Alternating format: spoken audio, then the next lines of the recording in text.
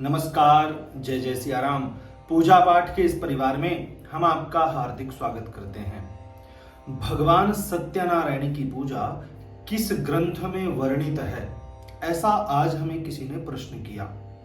तो हमने विचार किया कि उनको उत्तर तो देना ही है, तो क्यों ना इस विषय पर एक वीडियो बना दिया जाए, जिससे सभी लोगों को यह पता चले कि सत्यनारायण भगवान की कथा मनमुखी नहीं है।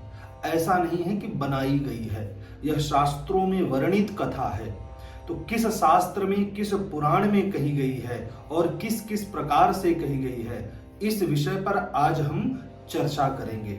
इस वीडियो को आरंभ करने से पूर्व हम आपसे यह निवेदन करते हैं कि अगर आप हमारे इस चैनल पर पहली बार आए हैं तो चैनल को सब्सक्राइब अवश्य करें, क्योंकि पूजा पाठ, व्रत, उपवास से संबंधित इसी प्रकार की रोचक जानकारी हम आपके लिए लाते रहते हैं।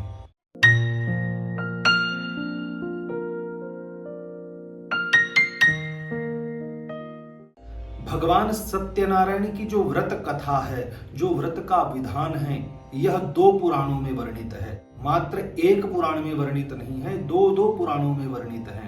पहला है स्कंद पुराण। स्कंद पुराण के रेवा नामक खंड पर, रेवा खंड में अंतिम अध्याय में, रेवा खंड के अंतिम अध्यायों में भगवान सत्यनारायण की कथा प्राप्त हो जाएगी। इसी तरह से भविष्य पुराण के जो प्रतिसर्ग पर्व है, उस प्रतिसर्ग पर्व के द्वितीय खंड में भगवान श्री सत्यनारायण की कथा वर्णित की गई है। क्योंकि 2 पुराणों में भगवान सत्यनारायण की कथा वर्णित है, इसलिए थोड़ा सा भेद भी प्राप्त होता है। पूजा में किसी भी प्रकार का भेद नहीं है, ना पूजा विधि में किसी भी प्रकार का भेद है। व्रत कब करना चाहिए, कैसे करना चाहिए, इस विषय पर भी कोई भेद नहीं है। भेद है कथा के आगे पीछे होने में। जो कथा स्कंद पुराण में वर्णित है, उस कथा में सबसे पहले भगवान सत्यनारायण के पूजा का विधि विधान बतलाया गया है।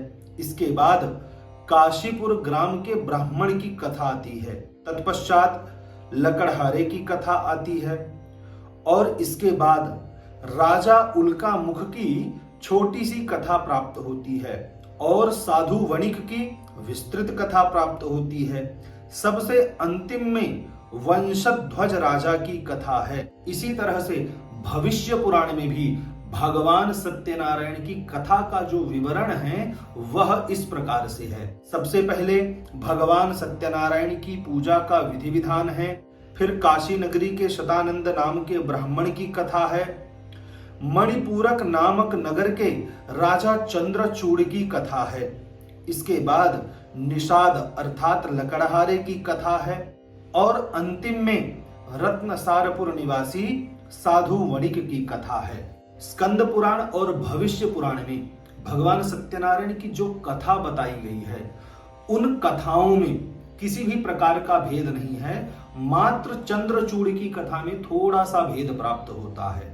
बाकी किसी भी कथा में, चाहे वह वणिक की कथा हो, चाहे लकड़हारे की कथा हो, और चाहे वह ब्राह्मण की कथा हो, किसी भी कथा में कोई भी भिन्नता प्राप्त नहीं है। उसी तरह से सबको धन धान्य मिलता है, सबको कष्ट मिलता है। जितने भी प्रसंग भगवान सत्यनारायण की कथा में हैं, वह दोनों पुराणों में प्राप्त होता है। एक विशेष बात यह है कि जो हम लोग कथा सुनाते हैं, जो आचार्य जी, पंडित जी आपको कथा सुनाते हैं, वह जो सुनाते हैं स्कंद पुराण में जो वर्णित कथा है, उस कथा को आपको सुनाया जाता है। क्योंकि वह कथा जो है क्रम बाई क्रम है और बहुत ही सुंदर ढंग से प्रस्तुत की गई है। इस कथा में व्रत का सारा विधान सरल है। जो भविष्य पुराण में कथा बताई गई है, उसमें 5 कलश रखना अनिवार्य है, और भविष्य पुराण में ही जो सत्यनारायण व्रत का विधान है, वह स्कंद पुराण की अपेक्षा थोड़ा सा कठिन है, क्लिष्ट है। इसलिए जो सरल है, सहज है, वह है स्कंद पुराण की कथा। उसमें जो विधि विधान वर्णित है, वह भी अत्यंत सरल है, सहज है। इसीलिए आचार्य गण आपको भगवान सत्यनारायण की स्कंद पुराण में वर्णित कथा श्रवण कराते हैं। आशा करते हैं कि यह सूक्ष्म और दिव्य जानकारी आपको पसंद आई होगी। अगर यह वीडियो पसंद आता है तो वीडियो को लाइक अवश्य करें, चैनल को सब्सक्राइब करें। अगर इस वीडियो से संबंधित आपके मन में किसी भी प्रकार का कोई प्रश्न है, शंका है अथवा कोई सुझाव है तो नीचे कमेंट बॉक्स के माध्यम से आप हमें अवश्य बतावें। यह वीडियो देखने के लिए आपका बहुत बहुत धन्यवाद।